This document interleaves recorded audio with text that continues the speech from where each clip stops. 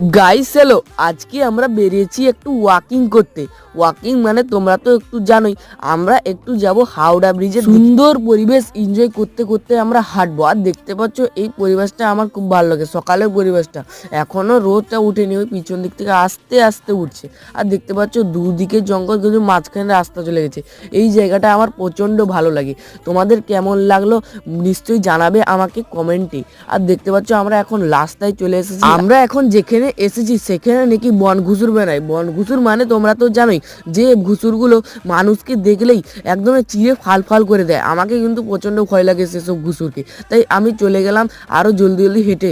আর guys আজকে হাওড়া ব্রিজের দিকে যাওয়া গেল না, কারণ দিব্যার আজকে অফিস যাওয়ার জন্য লেট হয়ে গেছে। আর দেখতে পাচ্ছ গাছের পিছন দিকে সূর্য আস্তে আস্তে উঠছে, আর আমি জোরে জোরে হাঁটতে লাগলাম কারণ দিব্যার লেট হয়ে গেছে। গাইস আমরা যখন আস্তে আস্তে আসছিলাম তখন আমি একটা জিনিস দেখলাম। দেখতে পাচ্ছ এখানে একসঙ্গে